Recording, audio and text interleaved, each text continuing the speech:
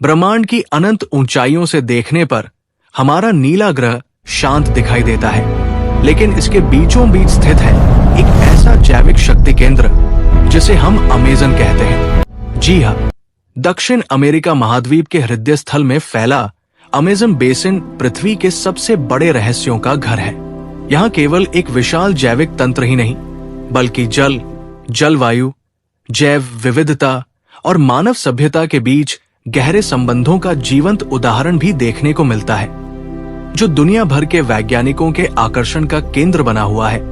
Amazon केवल एक जंगल नहीं, बल्कि एक विशाल बायोम है। शोधकर्ता इसे एक विशाल कार्बन सिंक के रूप में देखते हैं। यहाँ के वृक्ष प्रतिदिन भारी मात्रा में जलवाष्प वातावरण में छोड़ते हैं। इस प्रक्रिया को ट्रांसपिरेशन कहा जाता है, और जब करोड़ों पेड़ मिलकर ये कार्य करते हैं तो इसे बायोटिक पंप थ्योरी से जोड़ा जाता है।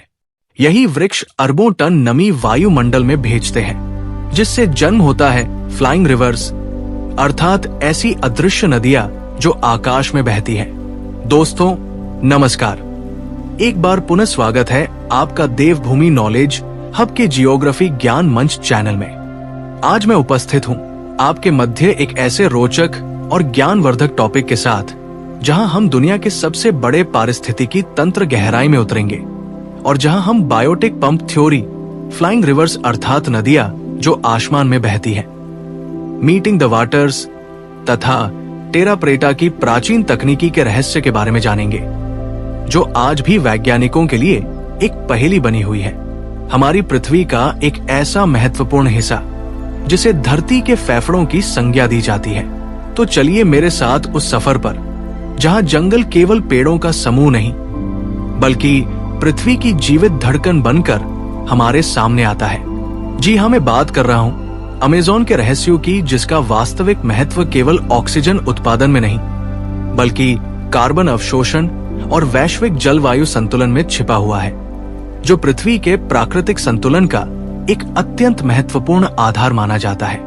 ये भारत से लगभग दुगने आकार, यानी लगभग 70 लाख वर्ग किलोमीटर क्षेत्रफल में फैला विश्व का सबसे बड़ा उष्णकटिबंधीय वर्षावन है। ये इतना विशाल है कि ऊपर से देखने पर एक अंतहीन हरे महासागर जैसा प्रतीत होता है। अमेज़न ब्राजील सहित दक्षिण अमेरिका के 9 देशों में फैला हुआ है और पृथ्वी के ताप संतुलन का एक अत्यंत महत्वपूर्ण आधार माना जाता है। यदि अमेज़न बेसिन की भौगोलिक स्थिति पर नजर डाली जाए तो अमेज़न मुख्य रूप से विषुवत रेखा के आसपास स्थित है। इसका एक बड़ा भाग ब्राजील में स्थित है, जबकि शेष भाग Peru, Colombia, Bolivia, Ecuador, Venezuela, Guyana, Suriname और फ्रेंच गयाना तक फैला हुआ है। ये दक्षिण अमेरिका महाद्वीप के उष्णकटिबंधीय क्षेत्र का लगभग 40% भाग कवर करता है। अमेज़न बेसिन का नाम अमेज़न रिवर के कारण पड़ा।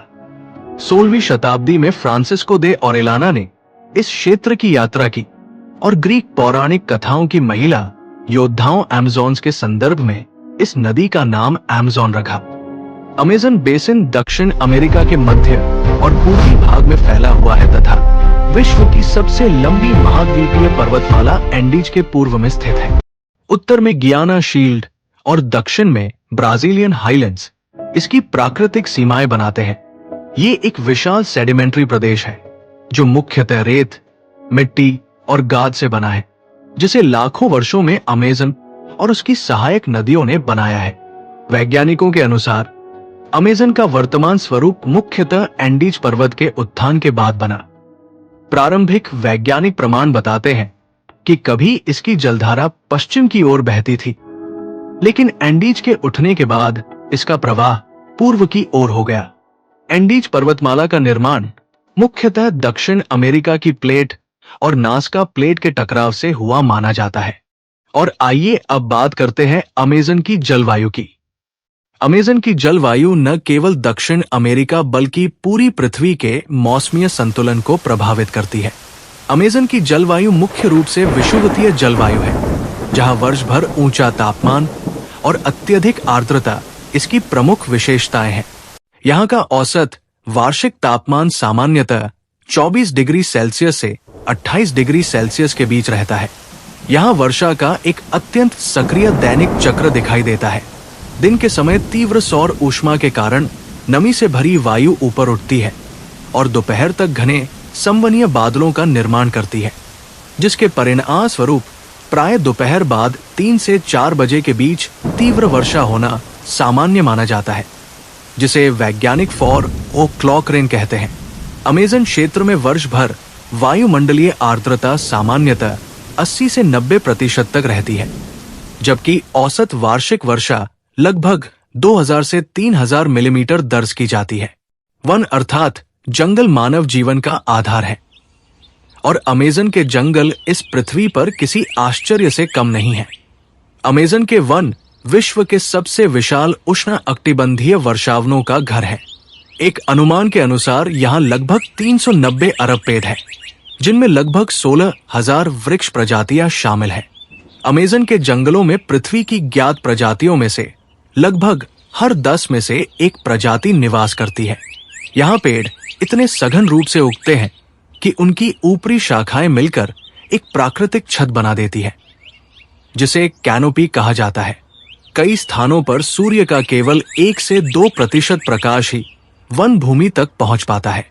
वैज्ञानिकों के अनुसार अमेज़न के वन और मिट्टी मिलकर लगभग 150 से 200 अरब टन कार्बन सुरक्षित रखे हुए अमेज़न के वनों की संरचना बहुस्तरीय होती है, जिसमें ऊंचे इमर्जेंट वृक्ष, घना कैनोपी, अंडरस्टोरी और वन भूमि शामिल है।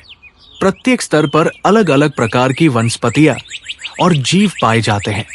यहाँ बेले, लियानास, एपिफाइट्स और ऑर्किड जैसे पौधे भी बड़ी संख्या में पाए जाते हैं, जो अन्य पेड़ों पर उगते हैं। अमेज़न की मिट्टी में पोषक तत्व सीमित होते हैं, फिर भी यहाँ की वनस्पति अत्यंत सघन होती है, क्योंकि पोषक तत्वों का तीव्र पुनर्चक्रण होता है।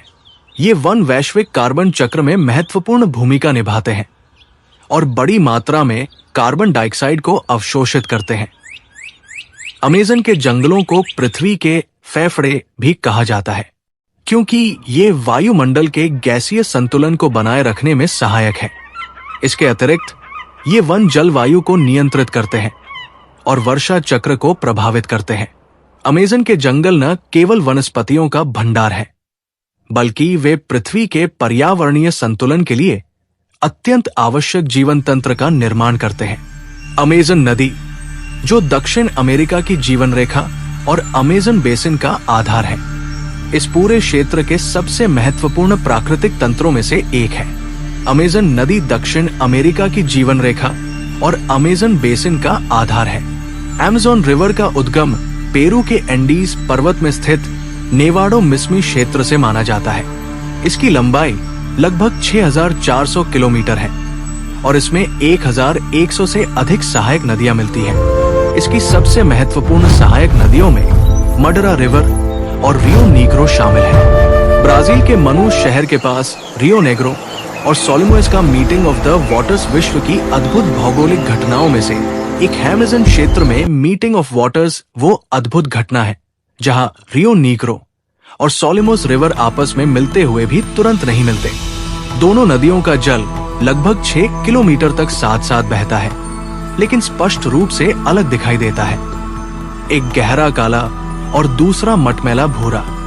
इसका मुख्य कारण दोनों नदियों के जल के तापमान में अंतर है, जिससे उनका प्रवाह अलग बना रहता है। दूसरा कारण जल की घनत्व और रासायनिक संरचना में अंतर है, जो मिश्रण को धीमा करता है। तीसरा कारण दोनों नदियों की गति में अंतर है, एक तेज बहती है और दूसरी अपेक्षाकृत धीमी। इन सभी कारणों से प्रारंभिक दूरी तक जल नहीं मिल पाता, लेकिन आगे चलकर प्रवाह के कारण ये धीरे धीरे एक हो जाता है। ब्राजील का मनुस अमेज़न वर्षावन के हृदय में स्थित एक अत्यंत महत्वपूर्ण शहर है, जो अपने ऐतिहासिक, भौगोलिक और सांस्कृतिक महत्व के लिए जाना जाता है। ये शहर रियो नीग्रो और सोलिमोस रिवर के संगम के निकट बसा है, जहां प्रसिद्ध मीटिंग ऑफ वाटर्स जैसी अद्भुत भौगोलिक घटना देखने को मिलती है। ऐतिहासिक रूप से 19वीं शताब्दी के अंत में रबर उद्योग के कारण ये शहर अत्यंत समृद्ध हुआ और यही अमेज़न पृथ्वी के सबसे अनमोल जीवन तंत्र का सजीव प्रतीक बनकर हमारे सामने खड़ा है। ग्रीन एनाकोंडा अमेज़न का सबसे भारी और शक्तिशाली सांप माना जाता है। इसकी लंबाई सामान्यतः 5 से 8 मीटर तक होती है और वजन 200 किलोग्राम से अधिक हो सकता है। ये मुख्यतः दलदली क्षेत्रों और धीमी गति वाली नदियों में पाया जाता है। ये एक कॉन्स्ट्रिक्टर है जो अपने शिकार को जकड़कर उसका दम घोंट देता है। इसका हरा भूरा शरीर और काले धब्बे इसे जल में उत्कृष्ट छलावरण प्रदान करते हैं।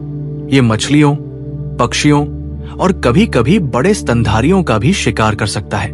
जगुआर अमेज़न का शीर्ष शिकारी और खाद्य श्रृंखला का महत्वपूर्ण हिस्सा है।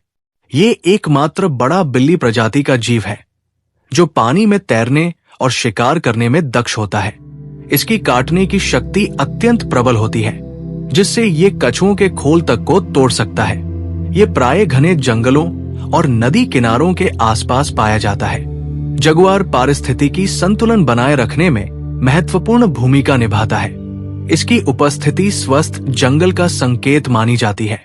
स्लॉथ अमेज़न का सबसे धीमी गति से चलने वाला स्तनपायी जीव है। ये अपना अधिकांश जीवन पेड़ों पर उल्टा लटक कर बिताता है। ये दिन में लगभग 15 से 20 घंटे तक विश्राम करता है। इसकी धीमी गति वास्तव में एक रक्षा तंत्र है, जिससे ये शिकारी जीवों की नजर से बचा रहता है। इसके शरीर पर काई, एल्गी उग जाती है, जो इसे हरे रंग का प्राकृतिक छद्मावरण देती है। ये मुख्यतः पत्तियां खाता है और ऊर्जा का अत्यंत सीमित उपयोग करता है। कैपुचिन बंदर अमेज़न के सबसे बुद्धिमान प्राइमेट्स में से एक माना जाता है। ये लगभग 30 से 55 सेंटीमीटर लंबा होता है और पेड़ों पर रहने वाला जीव है। ये फल, बीज, कीट और छोटे जीवों का आहार करता है। इसकी विशेषता है कि ये औजारों का उपयोग कर सकता है, जैसे पत्थर से नट्स तोड़ना। इसकी स्मरण शक्ति और समस्या समाधान क्षमता अत्यंत विकसित होती है। यही कारण है कि इसे अमेज़न का चतुर बंदर भी कहा जाता है। मकाओ तोता अमेज़न के सबसे रंगीन और आकर्षक पक्षियों में से एक है। इसके चमकीले लाल, नीले और पीले पंख इसे आसानी से पहचानने योग्य बनाते हैं। ये झुंड में रहने वाला सामाजिक पक्षी है और ऊंची आवाज में संचार करता है। मकाओ बीजों को दूर दूर तक फैलाकर वन पुनर्जनन में महत्वपूर्ण भूमिका निभाता है। इसकी मजबूत चोंच कठोर फलों और बीजों को तोड़ने में सक्षम होती है। ये अमेज़न के पारिस्थितिकी तंत्र का एक आवश्यक हिस्सा है। पिरान्हा अमेज़न नदी की एक प्रसिद्ध मांसाहारी मछली है, जिसके दांत तेज और त्रिकोणीय होते हैं। ये मुख्यतः समूह में रहती है, जिससे इसकी शिकार करने की क्षमता बढ़ जाती है। हालांकि इसकी आक्रामकता को अक्सर बढ़ा चढ़ाकर बताया जाता है। ये मृत जीवों को खाकर नदी को साफ रखने में महत्वपूर्ण भूमिका निभाती है। पिरान्हा अमेज़न के जलीय पारिस्थितिकी तंत्र में संतुलन बनाए रखने में सहायक होती है। हार्पी ईगल अमेज़न का सबसे शक्तिशाली शिकारी पक्षी माना जाता है। इसके पंजे इतने मजबूत होते हैं कि ये बंदरों और स्लॉथ जैसे जीवों को भी उठा सकता है।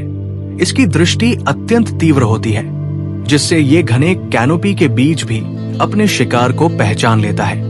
ये ऊंचे पेड़ों पर घोंसला बनाता है और बड़े क्षेत्र में अपना प्रभुत्व बनाए रखता है। हार्पी ईगल खाद्य श्रृंखला के शीर्ष पर स्थित होकर पारिस्थितिकी संतुलन बनाए रखने में महत्वपूर्ण भूमिका निभाता है। इस प्रकार अमेज़न रेन फॉरेस्ट का वन्य जीवन पृथ्वी की सबसे समृद्ध और विविध जैविक प्रणालियों में से एक है। यहाँ असंख्य प्रजातियां, सूक्ष्म कीटों से लेकर शक्तिशाली शिकारी जैसे जैगुआर एक जटिल पारिस्थितिक संतुलन का हिस्सा है। प्रत्येक जीव, चाहे वो वृक्षों पर रहने वाला स्लॉथ हो या जल में तैरने वाली पिरान्हा, इस तंत्र को बनाए रखने में महत्वपूर्ण भूमिका निभाता है। ये जैव विविधता केवल प्राकृतिक संपदा नहीं, बल्कि पृथ्वी के संतुलन और स्थिरता की आधारशिला है। अमेज़न का वन्य जीवन हमें सिखाता है कि प्रकृति का हर छोटा बड़ा जीव इस विशाल जीवन चक्र का अनिवार्य हिस्सा है। अमेज़न के गहरे और दुर्गम भागों में आज भी 100 से अधिक ऐसी जनजातियां मानी जाती हैं, जिनका आधुनिक सभ्यता से कोई प्रत्यक्ष संपर्क नहीं है। ये समुदाय पूरी तरह प्रकृति पर निर्भर जीवन जीते हैं। परंतु आज ये मौन प्रहरी संकट में है। अमेज़न रेन फॉरेस्ट की जनजातियां मानव और प्रकृति के संतुलित सहअस्तित्व का अद्भुत उदाहरण प्रस्तुत करती है।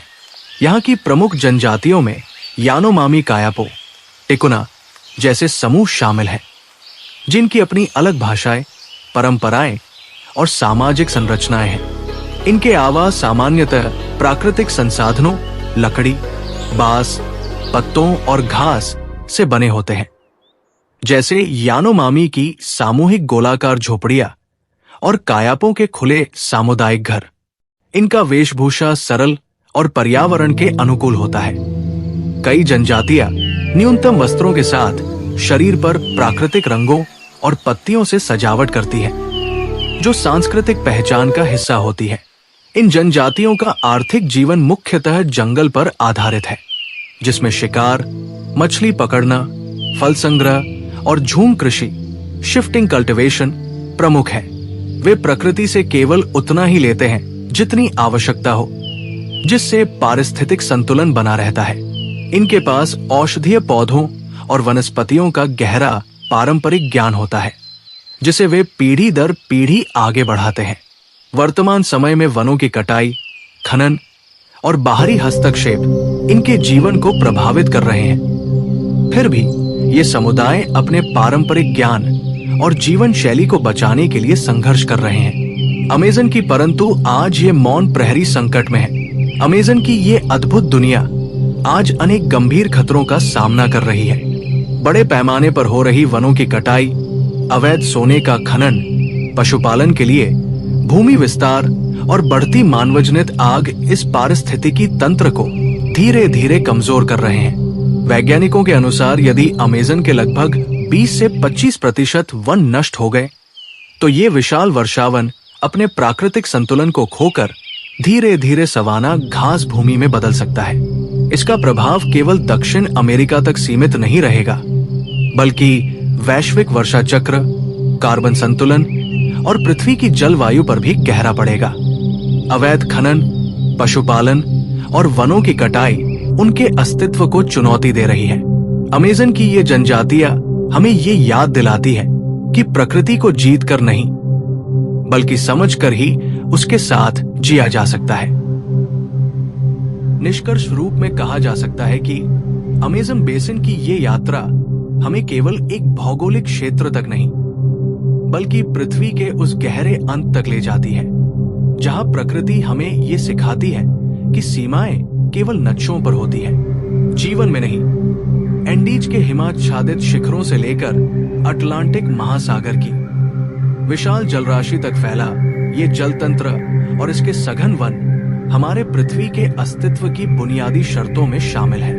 यही वो भूमि है जहां एक अदृश्य जैविक वर्षा चक्र चलता है, जहां वृक्ष न केवल कार्बन को अवशोषित करते हैं, बल्कि पूरी पृथ्वी के वायुमंडल को शुद्ध करने का महत्वपूर्ण कार्य भी करते हैं। अमेज़न का संरक्षण केवल पर्यावरण का विषय नहीं, बल्कि मानव सभ्यता के भविष्य का प्रश्न है। ये केवल दक्षिण अमेरिका की धरोहर नहीं, बल्कि पूरी मानवता की साझा विरासत है। यदि इस संसार की सांसें थम जाए, तो शायद हमारे इस नीले ग्रह की धड़कन भी पहले जैसी सुरक्षित नहीं रह पाएगी।